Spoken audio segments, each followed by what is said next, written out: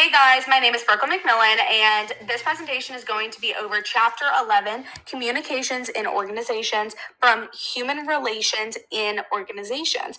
Communication is one of the most influential factors in how organizations function, how leaders lead, and how teams collaborate. So in this presentation, I'm going to explain some key concepts from the chapter and apply them to real workplace situations using current examples and research. Introduction: why communication matters. Communication is the backbone of leadership, teamwork, and organizational cultures. In any workplace, communication affects how expectations are set, how problems are solved, and how employees feel about their roles. Chapter 11 emphasizes that many organizational successes and failures can be traced back to communication patterns. When communication is clear and intentional, misunderstandings are reduced and productivity improves. Chapter overview. This chapter focuses on several core communication concepts, including communication channels, barriers to communication, and nonverbal communication, listening skills, and the role of technology. Understanding both verbal and nonverbal cues is essential because meaning is not communicated through words alone. These concepts help explain why messages are sometimes misunderstood even when information is technically shared correctly. Communication channels. Organizations rely on both formal and informal communication channels. Formal communication follows the organizational structure, such as emails from management or formal meetings, whereas informal communication flows through relationships and everyday interactions. Chapter 11 also explains vertical communication, which moves up and down the hierarchy, and horizontal communication, which occurs between coworkers. Digital tools now play a major role in supporting all of these channels. Barriers to communication. Communication barriers distort or block messages, leading to misunderstandings. Common barriers include filtering information, emotional reactions, language differences, technology overload, and perceptual bias. For example, when somebody is stressed or distracted, they may interpret messages differently than intended. Recognizing that barriers help individuals becomes more effective communicators reduce unnecessary conflict. Nonverbal communication. Nonverbal communication includes body language, facial expressions, tone of voice, eye contact, and personal space. Chapter 11 highlights that nonverbal cues often carry more meaning than the verbal message itself. In the workplace, nonverbal signs can reinforce trust or create tension. A leader's posture, tone, or facial expressions can significantly influence how a message is being received. Listening as a skill. Listening is one of the most powerful communication tools in human relations and life. Active listening involves focusing fully on the speaker, asking clarifying questions, avoiding interrupting, and showing empathy. According to the chapter, strong listening skills improve workplace relationships and reduce misunderstandings.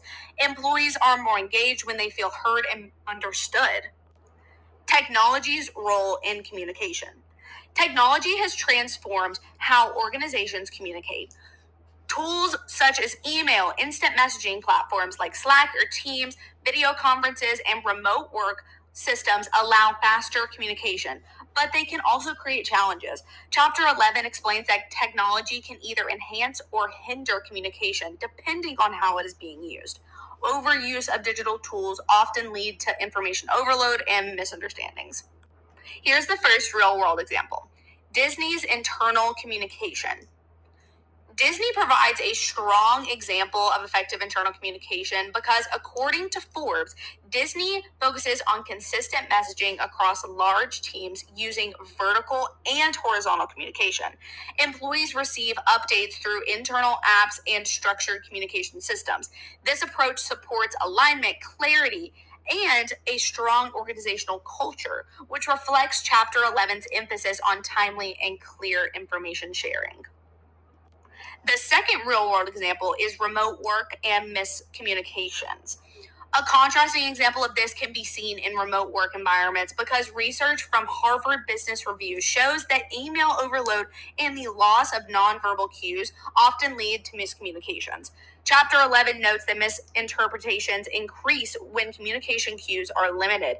Without facial expressions or tone, digital messages are more likely to be misunderstood by the receiver. Another real world example is Starbucks feedback loops. Starbucks demonstrates how listening strengthens communication through feedback loops. According to Starbucks stories, managers are trained to encourage two-way communication and actively listen to their employees. This practice improves morale and trust, supporting the chapter's assertion that listening promotes stronger human relations and better leadership outcomes. So, when we're connecting these theories to practice, communication theories from Chapter 11 apply directly to everyday workplace situations because barriers appear regular, and active listening and awareness of nonverbal communication can reduce conflict significantly. When organizations understand that communication patterns, relationships improve, and collaboration becomes more effective for everybody. Strengths of effective communication. Effective communication builds trust, improves performance, supports leadership, and increases job satisfaction. Chapter 11 explains that successful leaders communicate expectations clearly, employees are more confident and motivated when they understand their role and feel informed by their employer or leader in their job title. Challenges and limitations. Despite its importance, communication does have its limitations. Information overload, cultural differences, and remote work barriers can reduce effectiveness. The chapter emphasizes that communication is only as effective as the skill of both the sender and the receiver. This highlights the need for ongoing communication training and awareness on both parties' sides. So, when it comes to my personal experience, communication plays a major role in my own professional experience in the beauty industry and at Tennessee School of Beauty specifically, in my role as an administration assistant, as well as social media and marketing, because I have to officially and effectively communicate to both students as well as peers and superiors what my goals are for the marketing and social media plans, as well as what I am expecting of the students around me. Active listening has helped me build trust with the clients and students, while clear communication has strengthened the team culture all around, not just for myself, but for everybody included. When applying Chapter 11's concepts, that has truly helped me improve both the customers' experiences, the students' experiences, and workplace relationships that I have been building in my short time in this company that I love. And in conclusion, communication drives organizational success.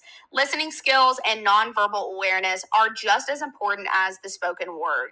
While barriers exist, they can be managed through intentional communication practices. Strong communication connects people to share goals and their purpose in order to work more effectively alongside one another in every kind of way. When it comes to my final thought, I like to say, how would your workplace improve if everybody communicated just 20% more effectively tomorrow? Because Chapter 11 reminds us that awareness is the first step towards better communication. So, what I mean by communicating 20% more effectively, I mean putting all of these ideas into practice. That means taking everything from looking at nonverbal cues to communicating with a tone of voice that is kind, soft, and patient, as well as communicating via technology and in real life, with all of these things in mind, keeping both the receiver and communicator in the information from the beginning, having the highest priority to have an effective conversation, not just a fight or a transaction. Finally, here are all of my sources that I use in this presentation, including Human Relations and Organizations textbook, which we use throughout the school year, along with external research from Harvard Business Review, Forbes, and Starbucks Stories, as well as Disney. All of the visuals are on here as well, and I really hope you enjoyed this presentation. I think communication is one of the most important factors of life when it comes to personal relationships, business relationships, and in every kind of way. Communication makes the world go round, and if communication is not used to its fullest potential, things do not get done to the best of their ability, and things do not happen with the most healthy, balanced, and effective mindset. So that is my presentation. Thank you all for listening.